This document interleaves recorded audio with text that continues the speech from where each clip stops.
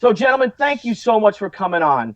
Um, I'm just so excited for you guys to do this to help us out with our. This is our second show. Our first one, we had Brian Polito of Lady Death fame, and you two come to us because you, with Wynonna Earp, were able to forge a Kickstarter that you raised over $132,000 in 30 days.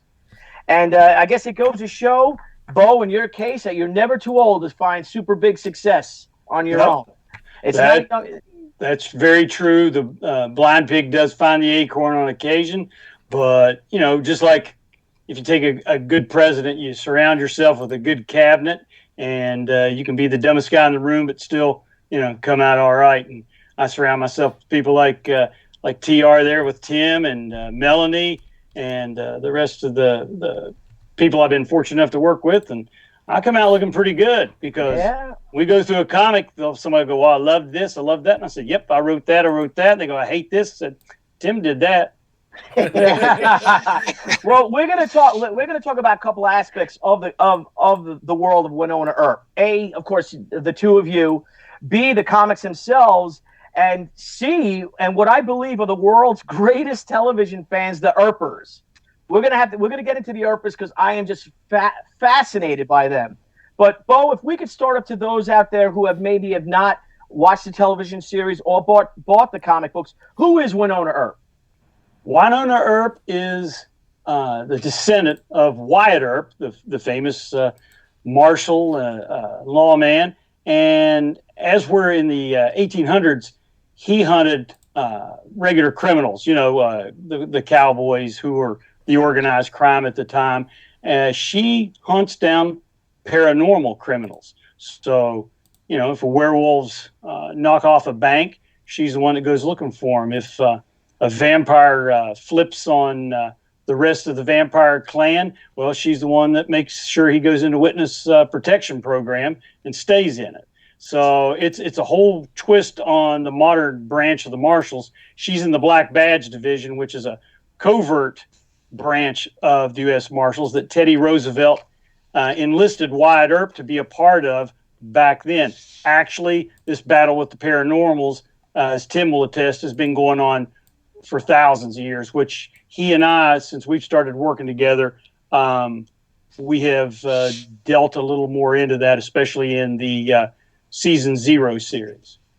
Well, now, Tim, and if I may, for those of you that obviously a lot of you do know, but maybe for some of you don't, Tim plays Wyatt Earp's best friend, Doc Holliday, in the series. And I got to tell you, I love the film Tombstone. I've watched Wyatt Earp. I think it's okay with, is it Dennis Quaid and, of course, Val Kilmer. But I got to tell you, Tim, you are by far my favorite Doc Holliday. You really are. I mean, you bring this smoldering, you got your humorous parts, but you got this little meanness to you.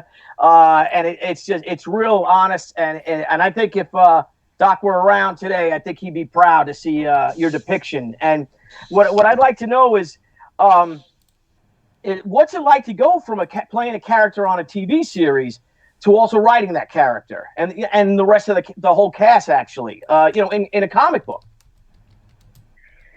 Yeah, that's quite the jump. Listen, first of all, I'm like you. I was a huge Val Kilmer fan. I must have seen Tombstone just a mazillion times as a kid. I hear Amiel Huckleberry, and I still I get warm and fuzzy. I know exactly who he is and who it wasn't. I remember when this part came along, I knew exactly who Doc Holliday was. I knew all about the OK Corral. I knew all about Wyatt Earp and Doc Holliday, and I knew he was a gambler. I even knew he was a dentist. I knew Doc before. I go in and I do an audition, and I've done, I can't tell you how many, but I knew right there and then that I did a good audition. Yeah. It's not something that happens all the time. Trust me, it hardly ever happens. But I knew right away, this guy lives somewhere inside me here, and I hope the right people see it, and they did. And to get to just live the dream of playing Doc Holliday was one thing, but then the whole fact that it was based on a comic book, and then I got the chance, God bless Mr. Smith, for bringing me in and giving me that first opportunity on Legends, and then to get to where we are now to actually write the characters, write my co-stars. It's a surreal experience. It's a dream, honestly, come true for a kid who's dreamed about comic books from day one. I've been a comic book fan and a Doc Holliday fan, so just it just felt like it was meant to be. There you go. Now, Beau, on the same slant, what's it like for you to see Wynonna Earp, Bobo Del Rey, a bunch of other characters that you actually created, and have written for over 20 years come to life on a screen? Because you're one of the few that have actually seen it. I mean, even though how big comic book television series are now and movies are, it's still a very small community. So what's it like to see that?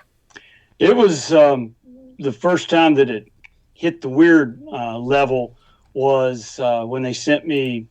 There was like 300 actresses that tried out for Wynonna Earp, and the weird part was over and over again in these auditions, seeing these women. Some of them looked exactly like her, some of them looked nothing like her. Take that badge, you go, Wynonna Earp, U.S. Marshals.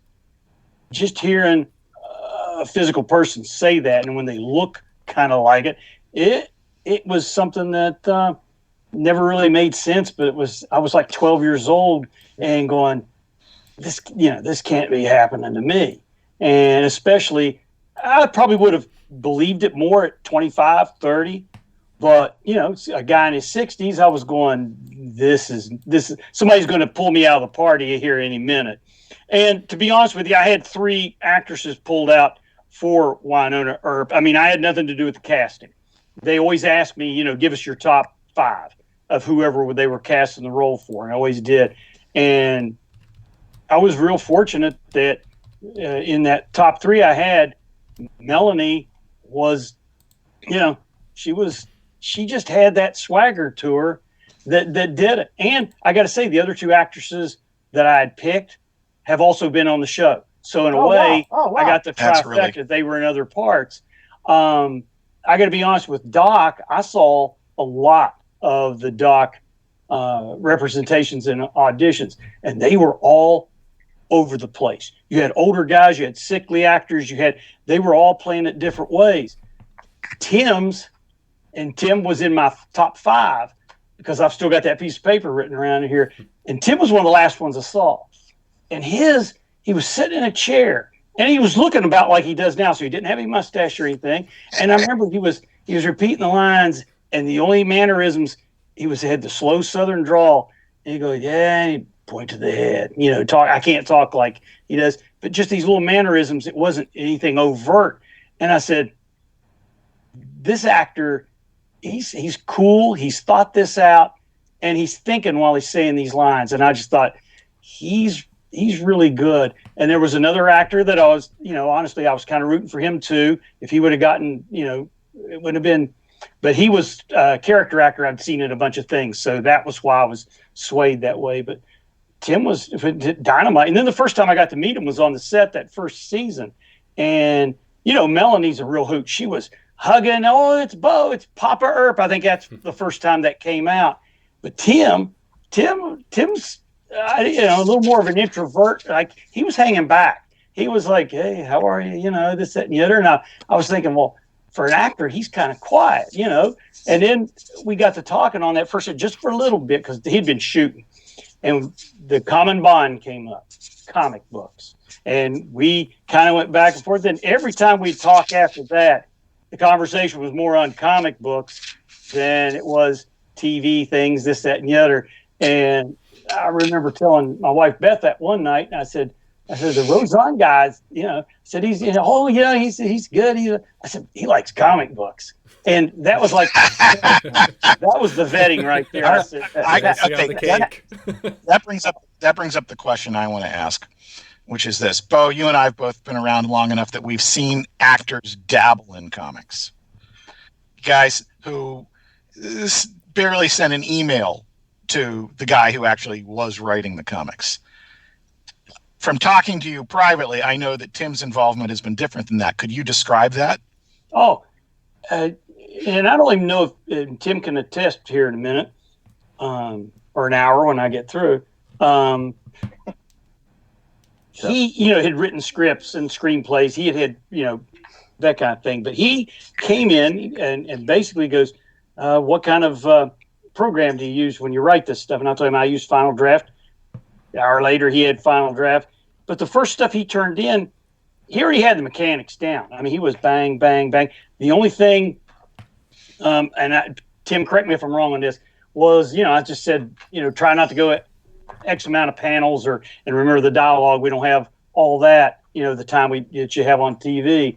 But it was no time at all. He sunk right in. He knew how comic books were paced. He knew how they were paced, how they worked.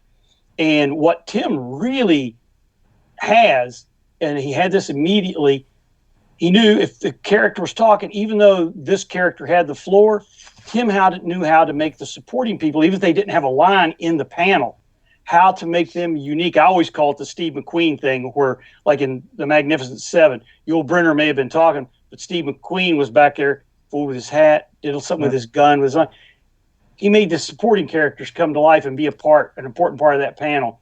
So now we're in automatic. When Tim does this stuff, I know he's got it nailed. There's never any, there's not any teacher-student thing. This is an equal thing right off the bat. I mean, Okay, Tim, for your part, Tim, what's it like co-writing with Beau? Yeah, like how do you guys write? Do you guys write with it? What's your writing process? Do you do Marvel style where the art comes first and then you script it, or do you do full script and Final Draft first and send that to the artist? Say it, TR. Well, first of all, I'm just getting over the fact that, he said we're equals and he's no longer my teacher. So that was a nice little moment for me to have there. Just going to appreciate that for a second. What we do is normally we have a very, it's tough to even say that as what it becomes, but there is an outline, a very rough outline of what's going to happen that we talk about. And you could correct me if I'm wrong, but I feel like maybe months before we even start writing, we talk about story ideas and hope one of us writes it down. So when it gets time to it, we can get back to that. So there's a rough idea of where we're going. And then normally Mr. Smith will kick her off. And then from there, who knows? He might write 2 pages. He might write 5 pages. And he'll send them to me. And then I literally just pick up the ball and keep running with it.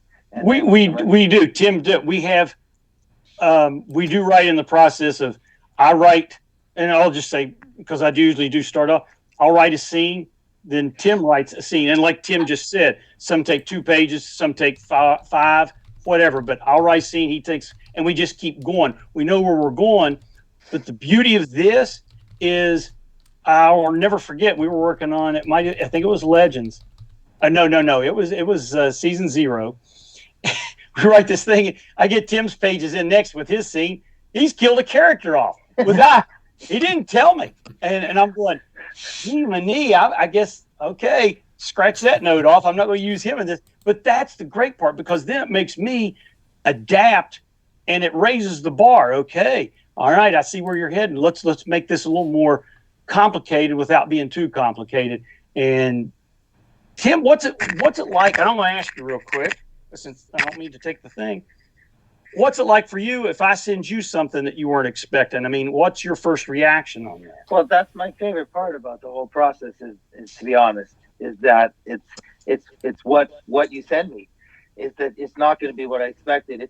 It's kind of like that's the only thing I find comic books and acting have in common. It's like when I get a scene the night before, I got to learn my lines before I go in to film it the next day. You know what I mean? But that's all I try and do is learn my lines, because if I try and picture how I think the scene is going to be, it's never going to be like that when I get to set. Oh, okay. Ever does it work out the way you think it will. You might have a director who wants you to do it standing horizontal the whole way, backwards. There's just no way you could plan what's going to happen. So it's the same with writing. I know where we think the story's going, and I know what I think he's going to send me next from then where I could take it. But it's the curveballs that I appreciate the most. And that's kind of the best part of it, because then it's just, oh shit, Wasn't expecting that. And the best part is that I still get to be a comic book reader, fan of books as I'm being a writer. It's really just the best situation I think you could be in, because I get to read the pages. At first to read them, and I'm just like excited, inspired, and then oh shit, okay, now I'm actually working on this. Okay, so how does this work into the next part? And it honestly, it's been it's an absolute riot. One of my favorite things is an actual a mistake we had made. I'm not going to say what it is. A mistake we had made that we ended up having to turn, and then both of us had to, oh shoot, and then we had to go back and fix it. And in fixing it, did we not find something really special too? Yeah. So it ended up being better. So it's just, the unexpected is my favorite part. Now, do you also obviously being a Montreal native, a French Canadian actor, and you had to learn a Southern accent, to pull off this Confederate. I mean, what was he? He was a Confederate soldier, wasn't he, Doc Holliday earlier? No, or was he too late for that? Too old for that? Too young? No, he was not. But, okay, but he was a Southerner, right? Oh, Georgia, yeah. Georgia. Yeah, so he's a Georgia boy. So when you had to learn, to get with your obvious accent, to turn that into to get a Georgia accent, to be this with this drawl and all, of course, and you research the character. And once you got the role, and now with the book, are you like a Doc Holliday? I know you knew who he was before, but do you have books on Doc Holliday? You know what I mean? Are you a big fan of the actual man himself? And there you go. So, I'm moving. I have boxes everywhere of literal stuff, and I of course pulled that out. Yeah, but like I said, I was before, and the voice that's just a voice I had always kind of done. I do not do accents. I do not practice accents. I'm not trained in accents like other great actors would be, or good actors. Like I'm saying it, like a good actor would be trained in things. I'm not that guy. So that was just the only one that I knew. It's cliche, but that character, that Doc character, was always there. All right. Well, I think this is a good time to show a clip of the character. I mean, your portrayal is phenomenal. It is my absolute favorite character on the show. So if you don't mind, I think we should play a little clip. All right, guys. That was clip from season 1, episode 4, and I just love that scene right there. Groovy. All right, well, let's talk art, if we may. It's something I have an affinity for myself. Now, Beau, you've worked with some of the most amazing artists in comics, and especially on the Wynonna Earp books. I mean, from Laura Innes to Angel Hernandez, that insane what he did with the book, and now with Chris Evan-Hughes. Can you tell us about them? Can you tell us about Chris, Angel, Laura? Sure. Just a little insight on that. Laura wrote the first, in the first, we had 6 issues. Chris did 3, but she did the rest of them through 6. And Laura, who I'd known since she was 18 and in art school, she brought a real whimsical feel to Wynonna Earp and all the characters. And it came out actually 2 months before the first episode was ever aired. So she was everybody's first look at it. And she added a really whimsical look. And I knew that going in. So I wrote those first 6 issues to her art strength, which was almost an animated type of feel. A slight manga influence. Yeah, a little bit, and plus some animated look that she's now an animator at one of the studios. But with Chris did issue 3. And when we saw him, there is an actor's artist. And I think that's the way TR has always referred to him as, and he truly is. He just nailed the likenesses. I mean, this gave people who had already been watching the show now, oh, this looks like Doc Holliday. This looks like Agent Dawes. And the Earpers, the fans, just really were drawn to the way Chris represented them. It wasn't like photo reference, but it was like them coming to life in print, kind of like the 80s AHA video. It was one of those kind of a things. If that it doesn't date me because I go way back, I still think that was yesterday. But Angel Hernandez, Tim and I, for season 0, really thought that series was near and dear to our hearts on a lot of different levels. It was something we both wanted to exhibit camaraderie, loyalty, and friendship that turns into family. And I other than the Black Terror, which I did in the late 80s, early 90s with Chuck Dixon and Dan Brereton, that I will always classify as some of my best work. Season 0 is the other one on the same level. Personally, no conceding, but I really believe that's some of my best work. And the neat thing about it is I could split that with Tim, knowing this is Tim and I's best work.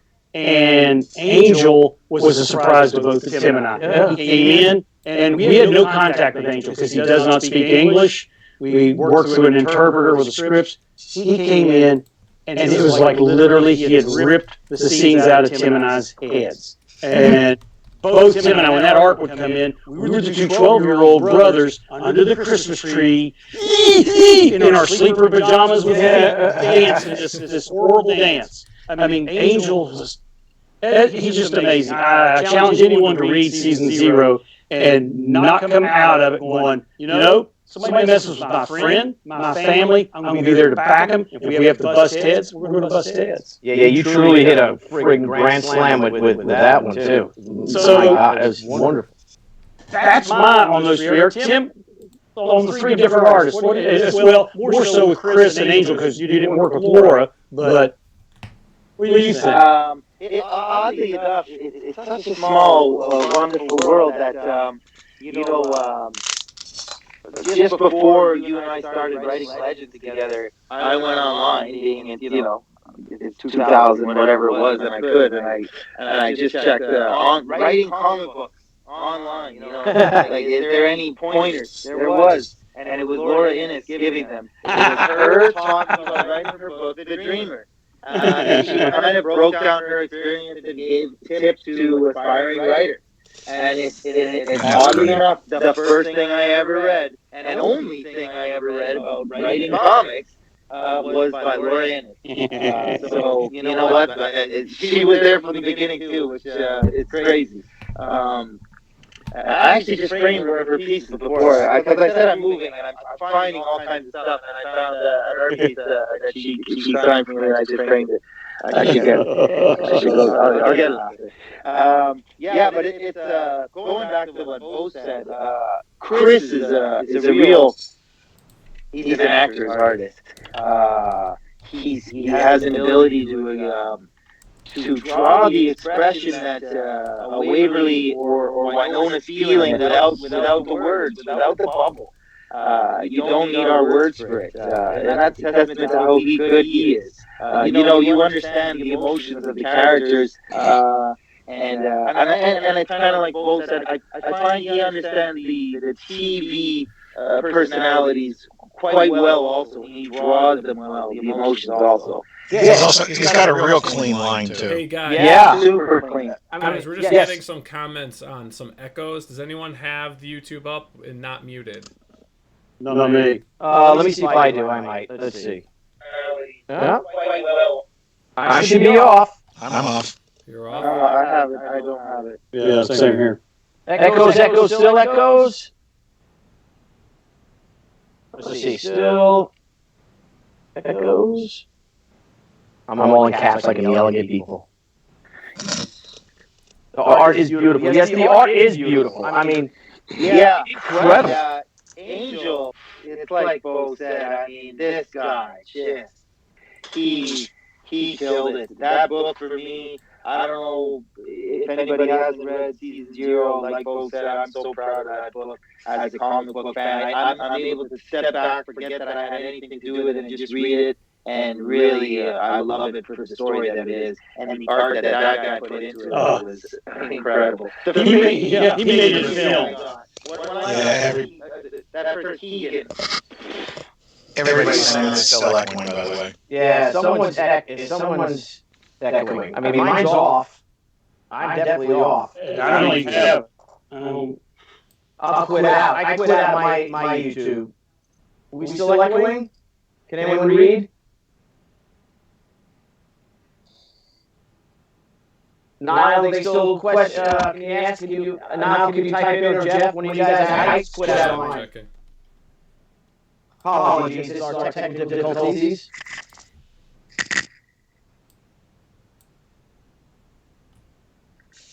She ain't got no money. Zero. Dana says it only started 5 minutes ago. I wonder if it's when I brought you back in, Jeff. Yeah.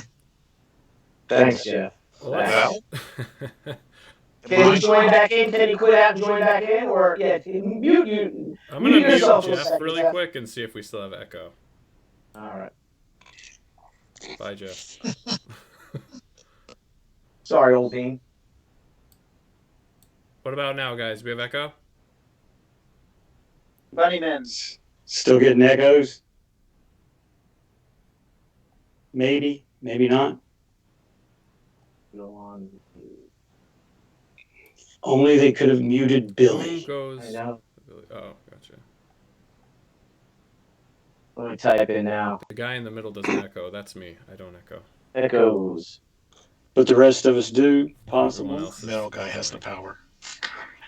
Boomer echoes. Okay, let's see something.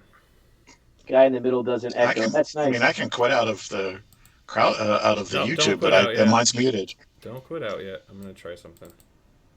This is weird. This didn't happen before. Is Billy echoing? And I'll go through everyone's name. We'll find out who he is. And that was the point of season 0. Beau Don't echo out. Beau is echoing. I'm Beau echo. sounds better now, Dana said. Is that your Dana, Beau? It might be. I don't know too many others. That's Wynonna Earp. Wynonna Earp. Wynonna Earp says depends on who's talking. Fixed. It sounds like it's fixed. Okay. Well, they'll let us know if we go. Yeah. So Do we still have echoes, Sounds good guys? now. Sounds good? We'll have to cut Sounds this good. out. We'll of go the with it recorded unless version. somebody complains. Well, speaking of Wynonna Earp, if we may, Tim, and you could tell this more than anyone. Can you let's talk about this worldwide phenomenon known as the Earpers? You know, tell us how did this happen, and who are these people? I've never seen anything like it in my life. It's almost like you're a beetle. Wynonna is like a beetle, the whole cast. And I saw it in San Diego this year and last year. And you guys were like rock stars. You think the Justice League? I gotta stop you there. I gotta stop you there, Billy. You've got that reversed, and I think Tim can agree. They are the Beatles. They are the rock stars. Without a doubt. They are so phenomenal. They are it. Tim can give you even a recent view on that. Yeah, I would. That's what I would have said. I would. The best, my most favorite thing about the Earpers is you could remove us completely from the equation, and what they have and believe in and have created is it's for me. It just makes me want to be the best version of the person that I can be, because that's what I feel they all do. It's a beautiful thing, and honestly, these people change the world. And they don't have their show right now, and my heart breaks for them. More for them than anything. They deserve it. They inspire me. They're my favorite people in the world, and I'm honored to call myself an Earper. So what do you guys credit this to then? Again, you say that they're the Beatles, and I totally get it. I get it with the readers who come to me, and to Jeff can attest as well. And I mean, these people changed our lives. You know what I mean? I'd be painting bridges for a living if it weren't for them. But what can you how do you credit? I think I've got a theory on it. Yeah. I 21 years ago created Wynonna Earp. All right. There obviously was a seed or a spark in there that spoke to someone and somebody, but in those 20 years, I did not find that exact recipient for it. And then Emily came in, and she had a seed and a spark also. So who's Emily? And let everyone know. Emily Andrus is the showrunner and main writer of Wynonna Earp. And I think her spark and my spark started something, but still, that Started a bonfire. putting it on a worldwide stage, which is what Emily, the cast, and the crew did. That was the attraction. Okay, that's the old saying: if you build it, they'll come. Well, the stage is built, but then they came, they got on the stage, and it something in Wynonna Earp but then the whole story that Emily, and the actor, everybody put on that stage. They got up and played the music. I mean, it was music they had always heard in their head, and now they had a stage to play it through. And they have been, I've been in comic books 32 years, and I've seen when someone thinks they're right or wrong, sometimes, people attack each other or they disagree and it gets uncivil. The Earpers have never, ever done that. And they've had opportunities where other people would have done it. Mm-hmm. I would have done it. But like Tim said, they make me think, nah, that isn't what you do. I'm not going to do it. And they're the inspiration for that. There's been many a time. I mean, like I said, I'm the oldest guy on the set. I'm the oldest guy in this whole thing. And whether, he can't do anything to me, he's too far away. Tim's one of the most thankless, selfless people I've ever met. And I got to be honest with you, the Earpers are on the next level. They're even more thankless and selfless. And that's pretty good. I mean, because I find myself in the last 3 years, I found myself when I'm wanting to turn into Dark Beau again. TR wouldn't do that. The Earpers wouldn't do that. So I don't do it. It's tough. It's tough. Well, Tim, I got to say, and Beau, and I'm an Earper. I've been an Earper for 20 years. But like you said, aside from their incredible and very local vocal devotion to Wynonna, what strikes me most is, as what you said, is how amazingly civil, respectful, and positive they all are. Especially now in this time of internet, incivility and disrespect. And it's incredibly refreshing that there's this positive energy surrounding this television series, which is really so dark and deep with demons and monsters and things like that. But it's almost like you're like a giant family. I mean, the actors, the cast, I saw you guys at San Diego, and the people are screaming at you, and you guys are hugging the fans. You know what I mean? You're taking photos with them. It's almost like, it's like a family. And I'm wondering, is that how you attribute it to? Like, do you see them like that? I mean, it's incredible. Tim, you've been on other shows. I've already said it, I've never experienced in comics. How about on other shows and stuff that you've been on or been a part of? It is a family. It's not like a family. It just simply is a family. I don't know why we all, cast-wise, from Beau to Emily, we all just met. We all got along. We all like each other. Everybody respects each other. And if that trickled out into the fandom, that's what the fandom has become. It's a very respectful place. It's a warm place. It's full of kindness. It's caring and giving. I've never seen such giving people in my life. Yeah. The things that I've received are one thing. Those are just the gifts. I mean, out of this world. But I mean, the warmth of themselves and what they've given me, and the communication and the talks, and these people have given me pieces of their heart, but they were right to do so, because I hold on to it. I don't disrespect the kindness that's I've been afforded there. Now, I try and give it back. Yeah, and getting back to your neck now, did we lose Jeff? Jeff is gone. We lost Jeff. So I think he's gonna stay off. Look like we corrected some echoing issues, because we had lost him. Then when I brought him back, they said there were some echoing issues. So all right, we'll see. Maybe we'll bring him on at the end. Came back off. Yeah, we can get him back on at the end. But just so I just want to touch base on the Earpers. I mean, how many? I was reading like so many billboards they've purchased. Yeah. Just fight.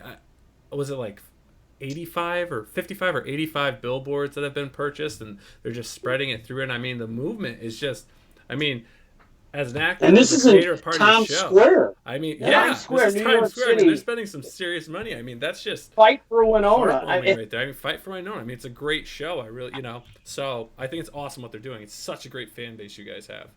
Yeah. Tim, you recently experienced that live. Yeah, I was in New York City last week with them at Times Square with the billboard. Michael Eklund was there. We went down and hung out with, oh God, I couldn't even tell you how many fans showed up.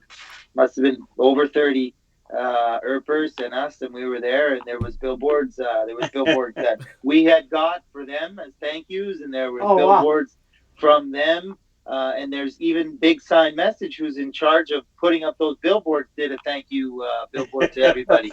So it's Earper Square is there, and it's listen. Earper Square. I was just gonna, that's awesome. I'm telling you, they were there on on the corner. It's like a triangle, and you've got the billboards here, you got the billboards there. But I didn't even see them.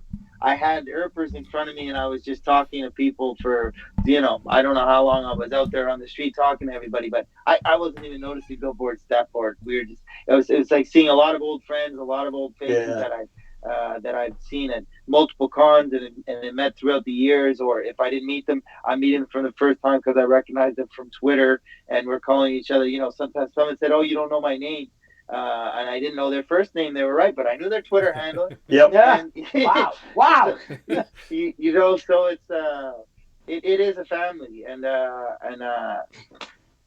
the best part of being in New York was being with them on the street. It wasn't the billboards were secondary. Yeah, the billboards didn't light up the square that night or any other night. Right. It's the Earpers. That's for sure. Yeah. Phenomenal. I've never heard of anything like that. And I guess that's how you got your People's Choice Award, huh? Them. It's all them. There it is. Because they wrote that in, correct, Tim? Yes. It was a write-in. I mean, I'm not going to be the first one to tell you that I think we're the type of show that would win a People's Choice Award. Now, I'm not saying that because I don't think we deserve one, because I think we really do. I think the actors work really hard, as do the writers, and I think it's a great show. But let's be honest, a sci-fi show doesn't win People's Choice Awards too often. And a small Canadian production. It really just doesn't. So this was just the Earpers giving us, I mean, that's why it bothers me that they always have to fight. It just feels like they've been fighting since day one for us. And like it's funny, but they fight with respect, and they still do it in an admirable way. But at the end of the day, man, I'm tired of them having to fight all the time. Yeah. They deserve to just enjoy it and be happy, and I know they will either way because they're Earpers. But man, do I just want the best for them. And, well, it's like they've captured the true spirit of an Earp. Fighting for what's right. It may be hard, and you lose people. It's heartbreaking. Going back from Wyatt's day with his brothers and all, and they've really encompassed the entire spirit of Wynonna Earp, and it's pretty phenomenal. Now, hopefully, and I'm sure a lot of them did buy your comic book, because that's what this is, crowdfunding comics. So now, Beau and Wynonna Earp, Bad Day at Black Rock, right, is coming out this summer. And you guys had a hugely successful Kickstarter campaign, again, raising over $132,000 in 30 days. So I know you got a full plate here. So with the story is that you have this paranormal prison that, that Theodore Roosevelt created, as you said. It's in Mount Rushmore. It's in Mount Rushmore. Okay, so it's housing the most dangerous, paranormal criminals, right? Right. So then there's a jailbreak, right? So Bobo Del Rey, the main Wynonna's main nemesis, is coming to Black Rock to break out his brother, Mars Del Rey, who was the bad guy in the very first modern Wynonna Earp. So he's coming to break his brother, and the rest of everybody that Wynonna has put in there, they're coming to break them all out. So man, so you're basically, it seems like you're almost making a Destroy All Monsters of a comic there, because it's like you're throwing everything from the kitchen sink to spoons and spatulas and knives. Toilet, I mean, now it sounds, chaotic. You know what I mean? And it's an epic. And I'm just wondering, how crazy was this for you two guys to write this? Like, how did the process come to actually create this storyline? Whose idea was it? You know, how did you guys feed off each? Because it sounds like a lot of fun. I mean, it sounds like a blast. It was built up from issue 1 to have introduce all these different bad guys. And in each one, no one really got killed. They got put in BlackRock, and we made sure that everyone knew, you're going to BlackRock. That's the place none of them want to go. And from issue 1, it's always been built up that there was going to be this big bad day at BlackRock at some point. And Tim came in at Legends, where Tim had discovered this true real life cowboy cannibal bad guy named Boone Helm. And you know me, I'm a Old West aficionado. I mean, I know stuff, but this guy was under my radar. And actually, if I remember right, he was born in Kentucky, which is just 2 miles down the road from me. But Tim brought this guy up, and he goes, I think this guy would be a great villain for Wynonna.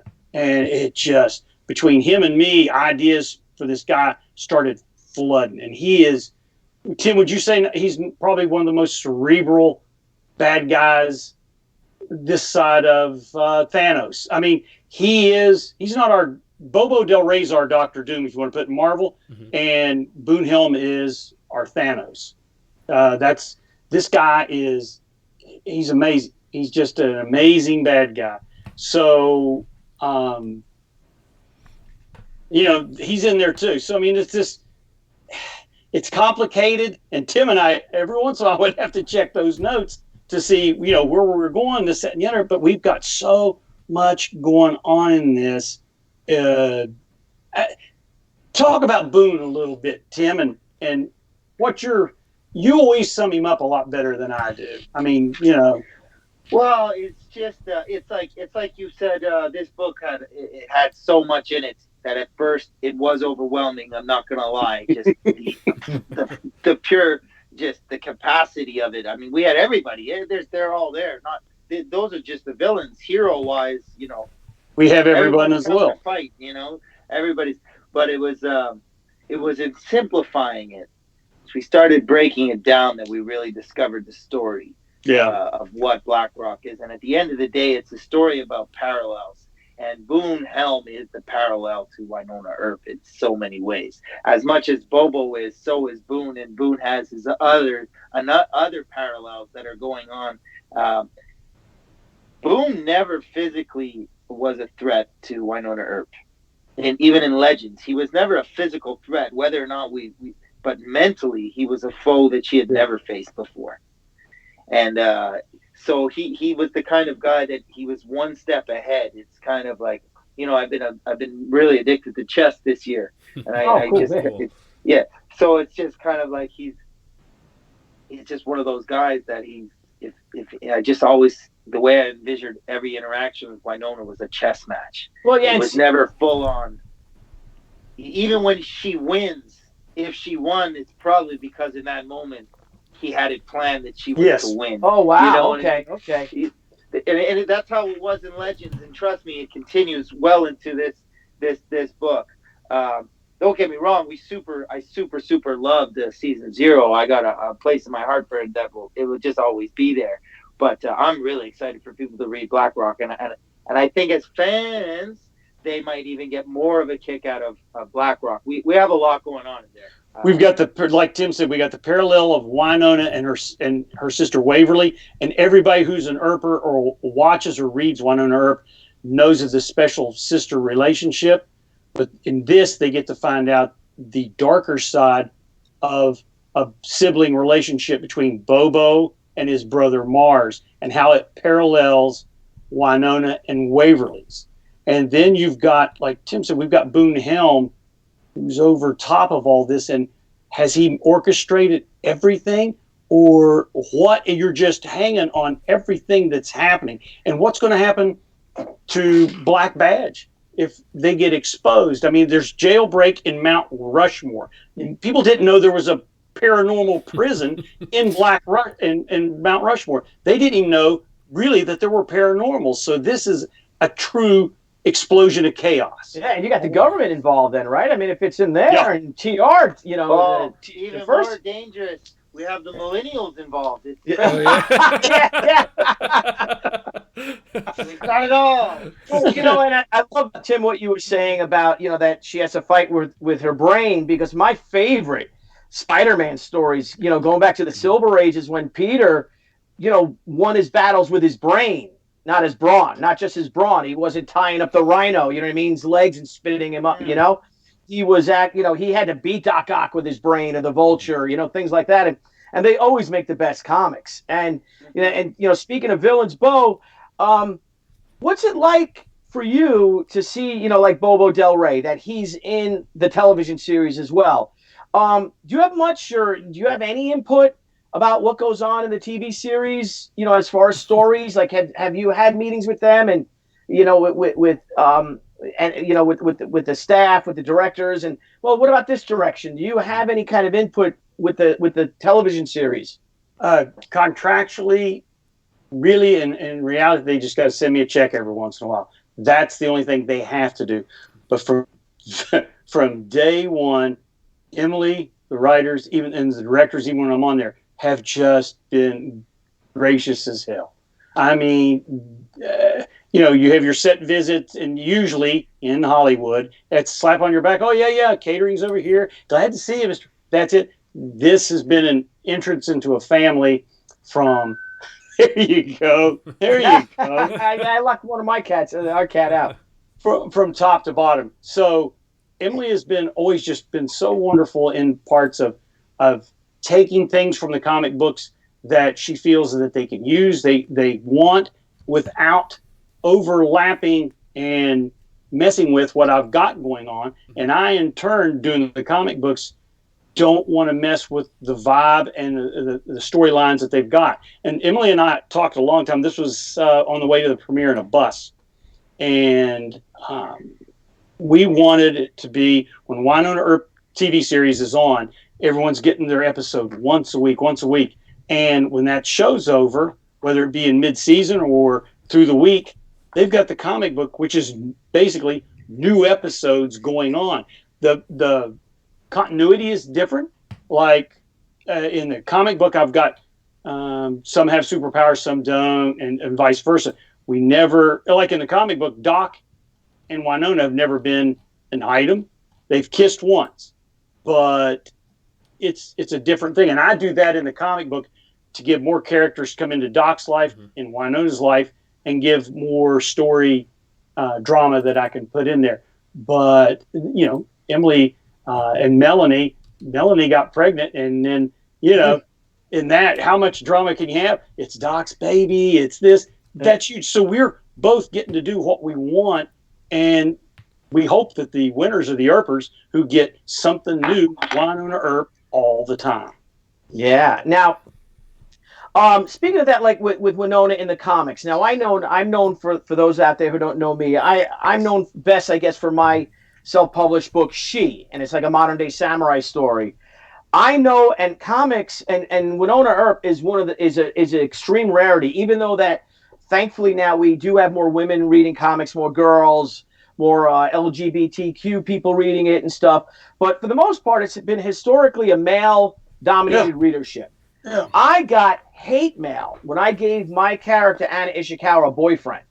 Have you ever gotten anything like that with Wynonna? Have you ever had? They did not like, I guess, some of these guys that maybe that they see a female character as their own. I mean, you look at Wonder Woman. You know what I mean? Steve Trevor, people don't really like him. They don't want her with him. You know, Wonder Woman's got to have Superman maybe, or maybe even Batman. They love that idea of Batman being with her. But it seems so, when you have a strong female lead, it seems a lot of fans don't want that character for one reason or another. Especially in my case, they don't want them to have a male love interest. Say, now, have you experienced that with Wynonna at all? Or no, I didn't want Wynonna Earp. I can tell you again. I went from badass. That's a good one. I went from having an audience of males 15 to 55. That was my core Wynonna Earp audience. With the show began and everybody started reading the comic, then it switched to females 15 to 55. And I talk to them all the time, you know, one of the things, their thing is, yeah, they're all up for Wynonna to have love interest. In fact, they want her to have, date a lot of different people just to get different drama in there.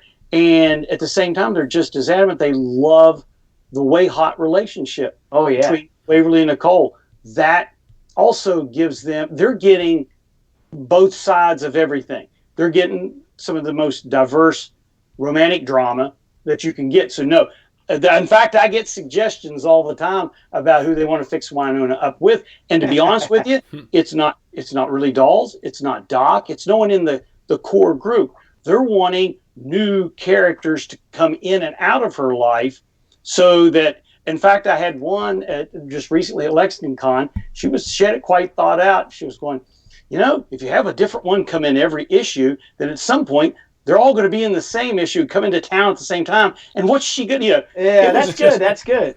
It's one of those kind of things. So, well, we've already had, Doc's kissed Wynonna once in the first series. And then we had, after that big battle in season 0, Doc and Valdez left in the same car together. We'll just put it that way. And that's a gunfighter and a possibly 1,000-year-old princess warrior. They've just defeated the bad guys, and it's after the rock concert kind of a thing. And so we have some of that, but the Earpers have been and the readers in general have been very open to everything, and that's fans been in great. The chat definitely want to see Doc and Wynonna together. There you go. So, let's talk about you guys now a little bit. Yeah. Now Beau, you've dominated this conversation much and not let Tim talk at all, but let's have him say something now. You hog. No. Seriously though, Tim, we know you're a comic book writer and an actor, but I understand that. I know that that's not all. Can you give the viewers out there a little bit about yourself? Like, what other kinds of work? What businesses? What do you do when you're not on set or writing comic books? What else do you do in your life? I can just put it quite simply and tell you this, Mr. Tucci. There's 2 types of bees.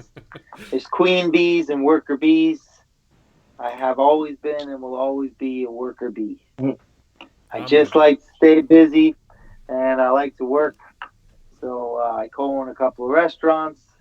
I own an agency with another friend of mine. I've got a couple of apps, and I act and I write with Beau Smith. I like to stay busy, and I like to work. I think I would have been a good soldier, because I like direction too. Yeah. I don't want to be a director. I know that much. I don't like responsibility too much, and I have a whole bunch of it. But I like, if you give me a list of things to do, man, I'm your guy. I will get everything checked off on your list. Come back to that. What's next? Awesome. Give me another list. Now, we all know that Beau is an avid backpacker, outdoorsman, #outdoors. That's his thing. But I understand that that you also have your fair share of outdoor activity, especially fishing. Share some of your fishing, some of your fishing stories or your other outdoor interests.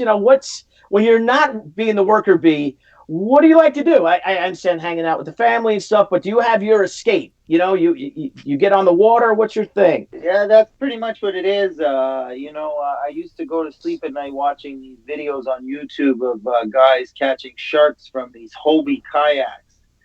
These ocean kayaks that are they're controlled with your feet, these pedal things. And I went from watching guys doing this to buying one of these kayaks. And I just kind of travel around when I'm not working and find Crown Land and go to, where no boats have been before, where you're allowed to just, if I can hike it down there a good mile, I do. So I do have a deep respect for bears. I do live in Canada. I have seen them many times. I don't want no beef with no bears. I guess if the bear wants your fish, you give it to her or him, huh? You know what? Look, I mean, they call it fishing, not catching. Yeah. I don't want people to get. It's not just. I just like being out there in the wilderness. There's something about it. That's kind of my peaceful, quiet time, and that's pretty much what it is. Yeah, heck yeah. Now, something that I'm interested. Let's talk guns. There you go. Jesus. All right, this is It's my a model, cap gun. my Remington. Yeah, it's my Remington Remington. model 1858 New Army model New Army. Beau, I know about Yes. you. Your thing being a West Virginia boy. Do you have a favorite gun or? Yeah, personally, and all my life, and you can tell if you read any of the comics that I've done, I've always got a character that carries a 1911 45 ACP. That to me is just the perfect. It's just the perfect handgun. Yeah, I mean, it's what you know. It's just the handgun to have. I think it was just, and that's why it's been around for so long. So, handgun wise, yeah, that's my perfect. My favorite shotgun would be the correct me if I'm wrong, but is it the 1897 Yeah, trench gun? Trench gun, Winchester. Yeah, yeah. That's my favorite shotgun. Rifle, it varies, but those two definitely. But I have to say that since everyone, the cast, the crew, have come into my life and the TV show, the Buntline 12-inch Peacemaker has won a new place in my heart. So there it is right there. It's not exactly like Wynonna's, but it'll still buffalo somebody in the head. Now, So, what type of firearm is it known? What type of firearm Wired Earp or Doc Holliday had at the shootout at the OK Corral in 1881? Was it? I think it's 1881, right? It was 1881. Yeah, on Wyatt's end, two pistols were supposed to be. One was a Schofield top break, and the other was a Colt. But the Colt was a waistband with the. It wasn't the long barrel. It was one that was shortened to like when you played Pharaoh and stuff, to stick in the waistband. Mm-hmm. Doc had. What was it, Tim? He traded off of the shotgun that day, didn't he? Well, I'm trying to remember, because in the movie, I believe they gave him a shotgun, or he couldn't hold the shotgun. They said he was injured at that point, or maybe they'd given him. One of them, wasn't it? But his actual gun was, while we're showing weapons, this is my cat scratcher, needle point cat scratcher. He outmanned us all. Yeah. When we did talk about the gun, the armorer was one of the first people who ever called me for the Wynonna set, and called me and said, "Hey, let's talk about Doc's gun." And I said, "Well, I think he's got to have the Colt." He says, "Yeah, 100%, we got that. That's his pistol." But I was thinking about giving him a Peacemaker on the other side, so he could have two. Because Wynonna's gun that she uses is called the Peacemaker, but it's not actually a Peacemaker. It's too long. It's that. Right. It's the Buntline, right? Right. Yeah. But yeah. And when my first day on set, when I met Dominique Provost-Shockley and Shamir Anderson, was at a gun range at about 7 a.m. And the first day I met Dominique, she was standing this far away from me, firing that shotgun. Oh my! Oh wow! So now British, I can't do her British accent, but she was like, "This is fun, mate." And I was like, "Well, this is going to be a fun show." And Shamir was like a pure natural. He would just another one, give me another one, another one, and I was like, "Ching." Now, for the people that don't know, Dominique is how big, Tim? Would you say? She's not. She's not super tall. No. So and maybe 100 pounds and to be shooting that sawed-off shotgun. She is solid. She's solid rock muscle. I wouldn't want to mess with her. But Dynamite comes in small packages. Yeah, she's pretty much like the shotgun. I think she's the equivalent to a shotgun. She just packs that punch. Yeah. Well, we know that Doc, you carry Doc carries several types of firearms. One that single action Army cavalry model, and then the Colt Thunderer is the one. That's his gun. That was the actual gun he had. Oh, what? Blanking for some reason. But yeah, it was the Colt Thunderer, and that's the gun that he uses on the show. That's the real one I fire. It's a real gun we have on our shows. They go back to the armor after we wrap every scene and back in their safety box. And when we're firing, sometimes we're shooting blank, but you're still firing the weapon. Yeah. Now is that the Thunderer? Is that it, or the Lightning with that beautiful curved the grip, the handle? It's not like this. It's curved. Exactly. I mean, Birds. that's got to be. Yeah, it's got to be I think that's the most beautiful firearm ever produced. I really do. Look, I'm not a big gun guy, but as far as gun goes, I love that gun. It feels great. I bought a replica before I went out to Alberta to start shooting, just to get a feel with it. This is one of the best gunfighters in the West that I was about to portray. I wanted to do it properly. I started learning to, the moves, the spins. I'm real good at it. Oh, really? Oh, cool. Yeah. I got there, and then the gun Calgary cowboy guys, you're not going to do that spinning garbage, are you? The real cowboys didn't do that. They shoot the gun. And I said, yeah, of course. Of course, yeah. Of course. But at the end of a couple of scenes, I'd always I also don't smoke, and I hope I look like I know what I'm doing too, because I'm always, it just looks so cool with those. I don't smoke though, so I'm always trying to smoke and hold these guns and be like, yeah, we got this. Now, have you ever fired that particular either of those pistols at the range? You ever shoot it with that 45? Yeah, that's the only one I'll ever shoot. I only shoot.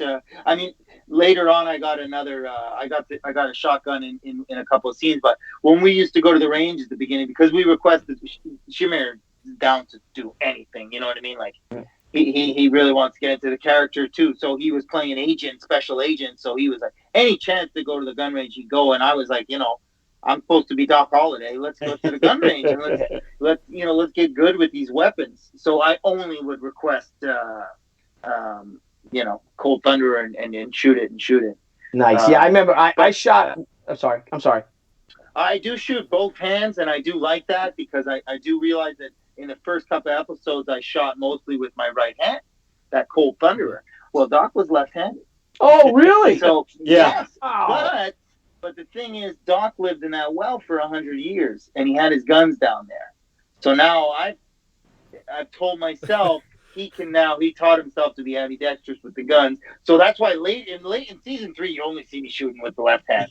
I mean, in season 2, I'm kind of going with both of them. I just tried to even it all out so it all makes sense of, historically.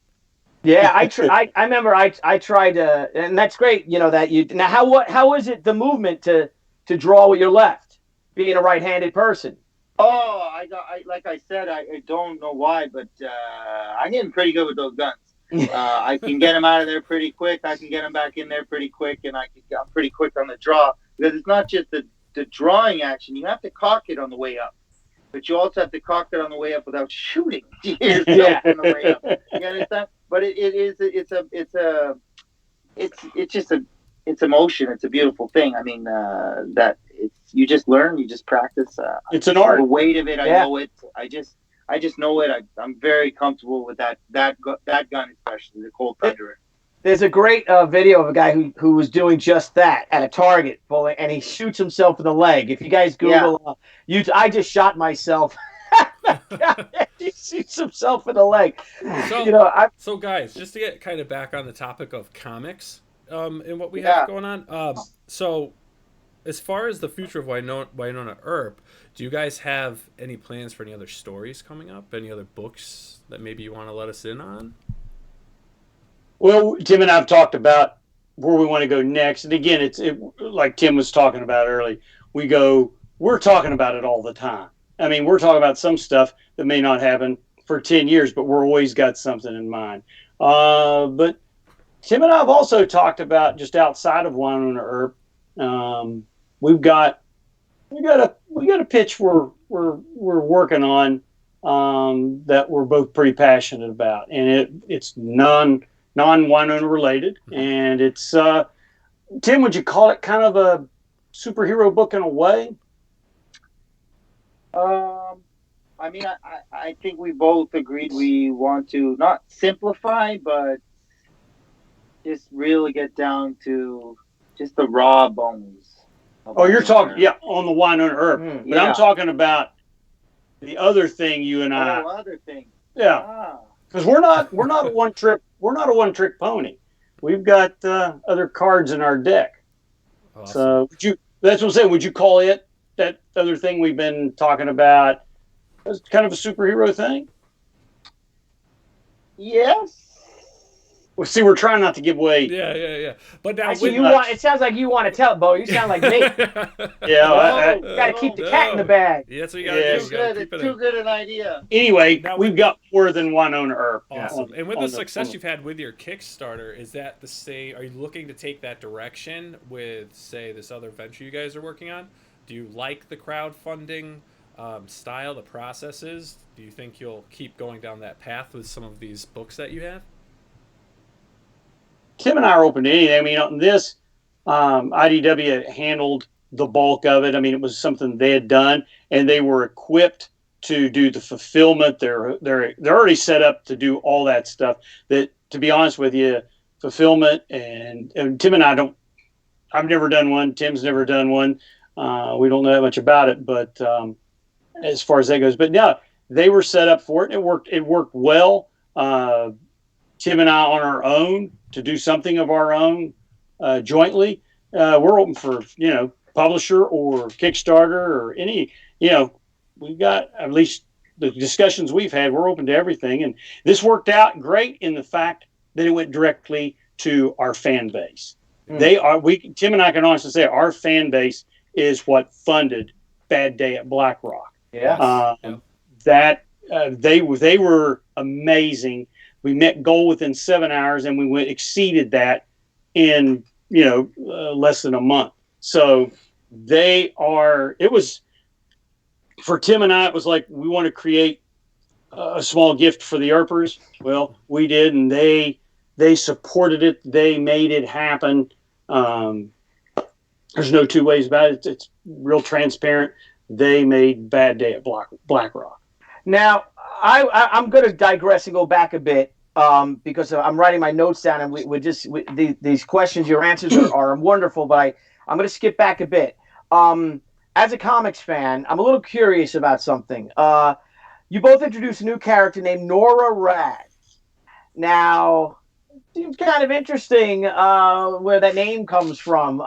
Tim, just out of curiosity, do you have a favorite comic book character of all time? Well, oddly enough. Listen, Silver Surfer's my all-time favorite. Well done. The first, he gave me Boone was kind of we had talked about Boone. Boone is a real guy, you know what I mean. And when I talked to Beau about him, he got real excited about him. So Nora was the first character that I was able to create. But we both ended up creating her because we both wrote her, Mm-hmm. But it was just, the name was, I kind of got he gave me that honor and the privilege of naming my first character, and it could only be ever. Yeah, well done. Well, it was a natural thing because Tim brought Boone Helm in. Like I said, I'd never heard of it, and had these ideas about the character, and it was just, every time Tim would talk about him, I kept seeing, and then when we started doing Nora Rad, who was originally a bank teller that he, in quotes, held hostage in the bank, but knowing Boone, he'd already planned all this out. I just saw Tim's head working like Galactus had a herald. Blah, blah, blah, blah. He just... Hey, you need to just... No, the name... Hold the phone. No. But I'm talking about the name. No, I don't know what you're talking about. I'm talking about her name. So that was a tribute. Well, no. I'm just joking. I'm joking. That was a tribute.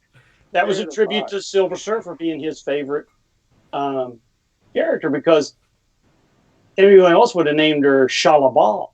But he, Nora Rad. That was, that was just brilliant on his end. And it was neat to see Jim bring this in. And man, he was just click, click, click, click. And I just sat back and watched the clicks add up because he was building this story right there before my eyes. It was amazing. Well, I got something for you, Beau. All right. So if Beau steps over the line, the habitual line stepper that he is, and telling things that you're not supposed to give away secrets, Beau, you're gonna get the bell. All right. Now, Well, that was the other fun thing in doing this too is the ability as I think comic book fans for each other is to put those little Easter eggs in there. yeah. And the fact that you brought it up, it makes me really happy because that's why I did it also way back then was for the people who would get it. Hey, wait a second. Yeah. Nora Rat. Yeah. That sounds a lot like. Yeah, that's great. Brilliant. Yeah. So it was just an homage to the greatest of all time. Well, now that we're speaking of other characters, and I know that Wynonna Earp is your first comic you've ever written, Tim, and we know your favorite character of all time. Do you have a wish list of characters you'd like to write? Would you ever like to write for Marvel or DC? Are there any of these characters that you didn't create or that are so close to your heart that your partner created? Like, is there any mainstream books, any characters that you would like to write that you know? There's a book, an image book actually called Lazarus. That I absolutely adore. I really love Lazarus. I would love to write a part of that. It's funny. People said, "Oh man, if there's a Silver Surfer movie, you got to be the Silver Surfer." And I would never, in a million years, no. I don't want that. I love him too much. I want to go to the cinema, enjoy my movie. I want to watch somebody else. I'm not the Silver Surfer. He's out there or she's out there somewhere else, and it's not me. But right. I would love to write Silver Surfer just to be alone in space. It's kind of like me on my kayak. That's what I do. I'm the surfer out there, man. I'm just alone in the world thinking about goofy things. And, that's the surfer to me. I think Marvel would jump on that, I mean, have someone of your ilk and celebrity to write that. That would be it. And that you have such a passion for the character. And you are an established comic writer. So I think that's hey, Marvel, you're out there listening? CB? Give TR a call. Now, Beau, you've written lots of characters. Do you have a favorite comic book character? And if so, would you like to write that? Or is there a comic character out there that you haven't written yet that, that's a bucket list thing? Oh, right off the top, it is Submariner at Marvel. A lot of people are always surprised if I tell them that, but there is one certain storyline that is so untapped with him that I would love to do, and I'm I still could have my chance. It's funny, 32 years writing, and the closest I've written for every major and minor comic book publisher there is, except Marvel, other than when you and I wrote and did Wolverine She, but that was even under that wasn't a banner, Marvel banner, that was under Crusade Fine Arts. So that kind of is a bucket list. I've not done an official Marvel book, and that was what got me into comics was Marvel. But Submariner, definitely, I have a storyline ready. I mean, there's that's for sure. I've been lucky enough to work on Wynonna Beast at DC, which is I'm a second, third, 15th tier superhero kind of guy. Those are the ones I really have an affinity for. And Wynonna Beast was one of them, but I've got a whole thing for him. Wildcat, I've gotten to do multiple times. Still got more stories for him. I've still got that, but I'm always the second. Like at Marvel, I'd love to do Red Wolf. I'd like to do Bloodstone. There's a Skull the Slayer. There's a lot of them that I'd like my hand at. But Submariner I've got something I think the Submariner I would do wouldn't relate to just niche Submariner fans. This is something all of them are going to like. And that would be my point. We've had a lot of different versions through the decades, but this one I feel would be one that everyone could relate to. So yeah, that's mine. Well, I hope our pal Joe Quesada's out there watching and listening, because I think you got a home run there, Joe, from these two brilliant guys. All right, getting back to the crowdfunding, because we had talked about going an hour, and now we're over 20 minutes, and I don't want to keep holding you guys up, but as we've been discussing, Earpers are fiercely devoted to the cause, and they seem to want to follow Wynonna Earp, into hell. You know what I mean? But still, and you went into this crowdfunded comics realm to go do a Kickstarter, and and so there is that chance of risk, right? I mean, that it might not do well. Were either of you guys fearful that it would fail? Were you, let's think the night before or a few days before the Kickstarter, do you go through that anxious thing and that whole set, like, oh, is this going to work? Are the people going to respond to it? Are they going to like us? Like, did you have that fear, that anxiety? TR? I always have that feeling, but no, I just remember this was one of those things where it was like, I think at maybe at some point people were questioning whether or not people wanted Wynonna content or to what capacity they did, and then this Kickstarter happened, and well, their question was answered real damn fast. Yes. 7 hours. This is not for anybody out there who's trying to do a crowdfund thing. I mean, it just doesn't happen like this.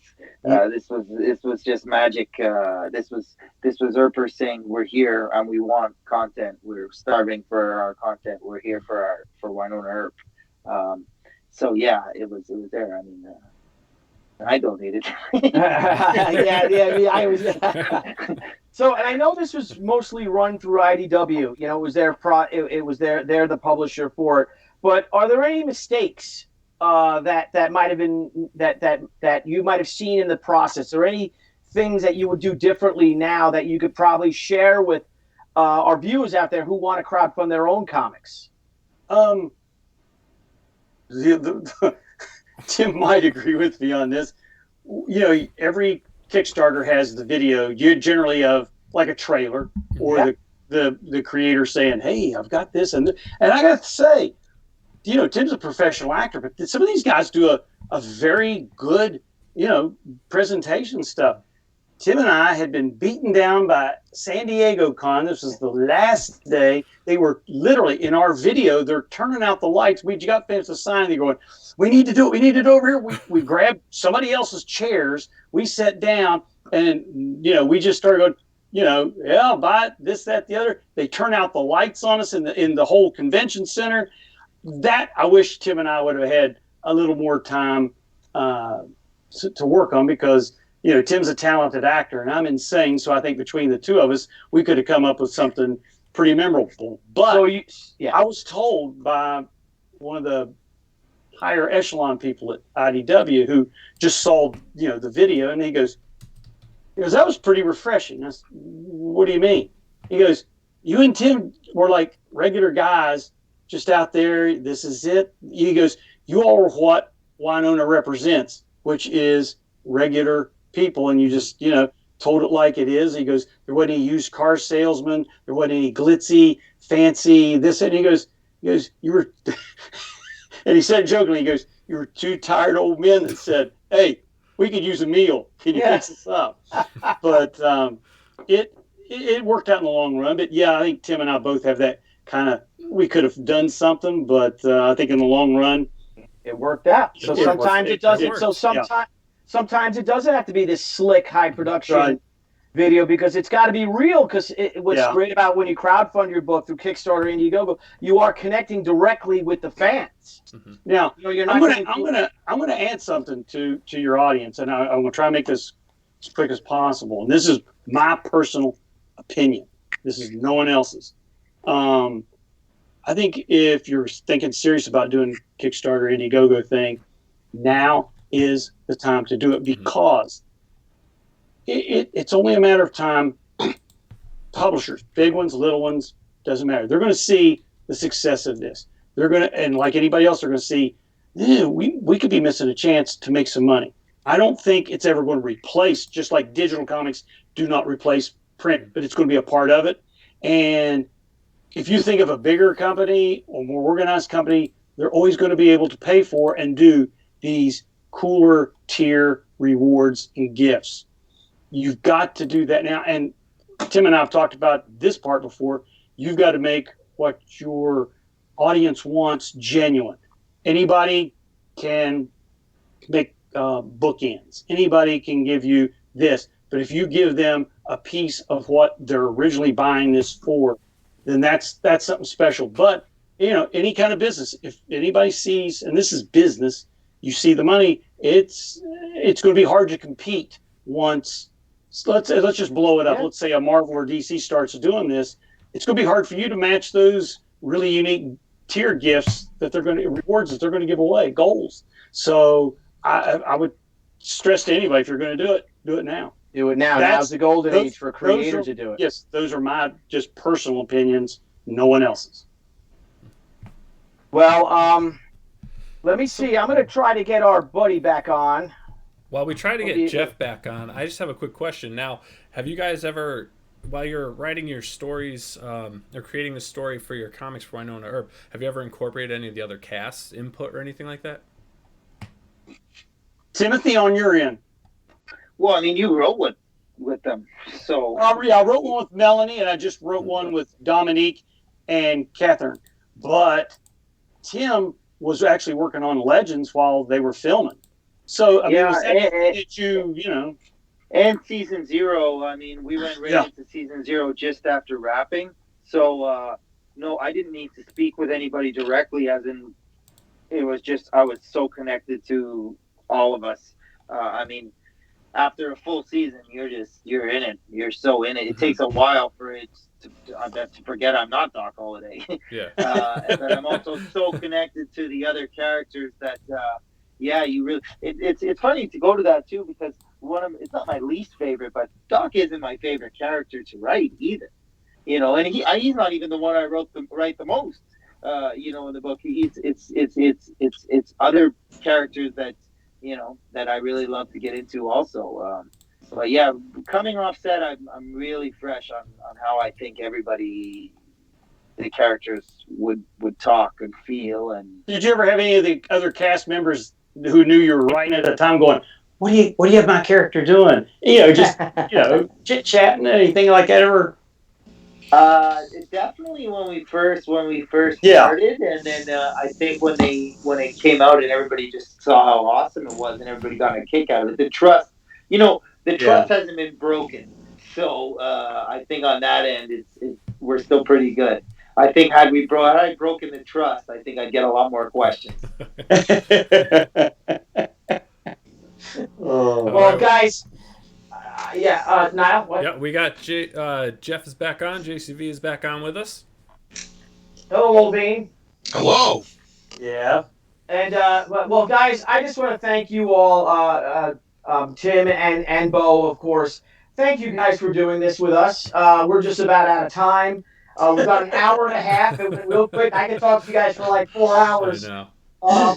But is there something we can do a shout out to people? What's your website, your Twitter handle, your Instagram, Facebook? Could you guys share that with the viewers? Because I see a lot of other comic fans on here now that may not necessarily be Earpers.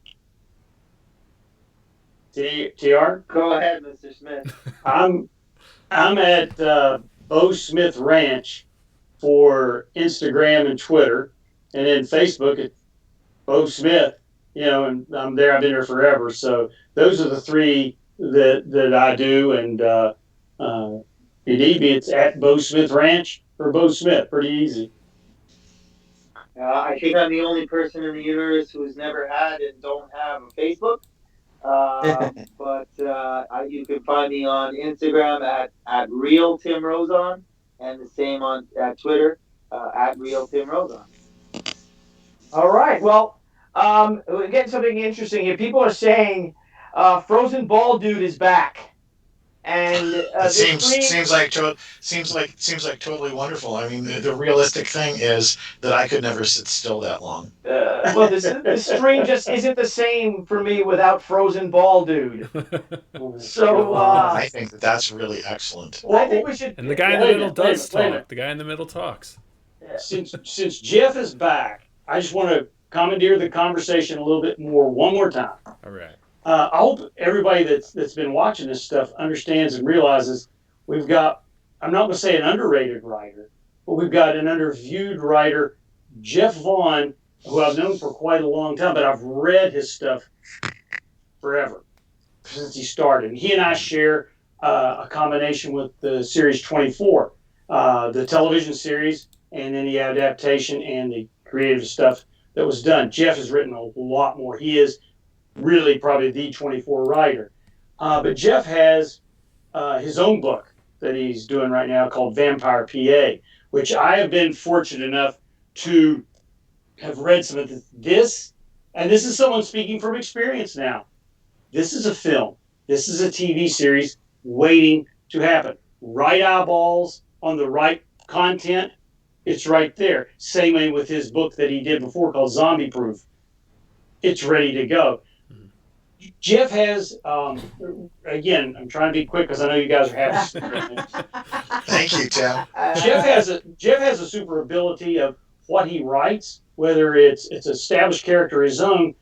His is probably the most entertainment ready material that I'll read, and it's like go to. And you always see as a film, you always see as a TV series or a video game. So I would suggest folks really checking out Vampire PA because being on both sides of the business, Jeff knows all that, but you can always tell nothing against his publishing work. He's a writer first. Yeah, and Jeff's Vampire PA, I just posted in the link, is live. Jeff, you went live, I don't know, an hour and a half, a few hours ago. At and 6 o'clock Eastern. At 6 o'clock, and you are already 43% funded. 43% funded in 3 hours. So please, guys, if you can, go to Jeff's. I did a variant cover for it. Go to No, you did the main cover for it. Oh, I did the main cover. Okay, groovy. The Vampire PA, Bite Out of Crime one shot with the Frame Brothers, incredible talented duo. They're twins, right? Yes, they are. Yes, they are, and they're fantastic. He's got 17 days to go. He's 43% funded. Let's try to push him over the top. He'd probably be put over the top if Tim and I weren't doing this. We probably would have already written the check and it had been done. Well, there you go. And it's up as a crowdfunding comics recommended comic. It's been highlighted. Here's the exciting thing for me, is that really I feel like one of the original Earpers. I put Wynonna Earp on the cover of Overstreet's Fan number 20. It was somewhere before the dawn of time. And I've got to say, I've been a fan ever since then. And it is the same sensibility of like Trailer Park Vampires. I mean, come on, Trailer Park Vampires is hard to beat. But that's why I had my crew hanging out in a movie theater. It just, I mean, I had to do my own thing, and of course, it has nothing to do with my title character in Zombie Proof, Billy Bob Drywall, looking like somebody in this discussion. I won't name names, but at any rate, it's not nepotism. It's not nepotism. It's hero worship. It is, because dating back to Beau LeDuc, the Lost Girl Man in comics. I've been a fan of what Beau has done. The great thing, fan of what Billy has done, and then getting to be a fan of Tim's, and then a lot of people don't know, but behind the scenes, Niall really helped push the PA trade paper. That is Billy Gucci's Billy Bob Drywall, which we made into stamps. And I have the original cover artwork that is for sale unless it went. Did the original art? Not only did it go, your rough and your first rough have already gone too. Oh, both roughs? This rough? Gone. Absolutely. And this rough have all gone. Oh, thank you, guys. Absolutely. And the level of support's been fantastic. This is the first time that, this is all seat of the pants learning stuff like it is for most of us. But this is the first time I've opened it up to international folks. And we did that, and I did that to places where mainly fans of the Stargate Atlantis and Star Universe comics had reached out to me. So I made it open to Argentina and the Netherlands and the UK and Germany and Belgium. Oh, nice. All right, old bean. Well, listen, your reverberation and echoing is back, so we're going to say goodbye to you. But we're going to, like, just if you could mute yourself, you could still be on. But let's thank. Mute Well, yourself. just like wait. I'll mute. Well, yeah, Niall, the brain will use us. But thank you so much, Tim. Thank you so much, Beau. This has been a huge pleasure.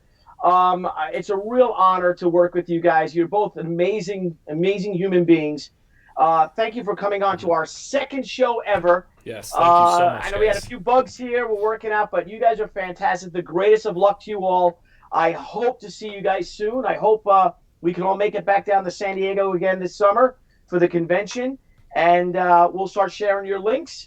Everyone out there, please check out Wynonna Earp, Bad Day at Black Rock. And also check out Jeff Vaughn's Vampire PA one shot.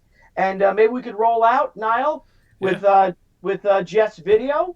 Yeah. And again, adios, guys. Thank you. All Thank so you so much. much You guys are for wonderful. having I hope to have you back on.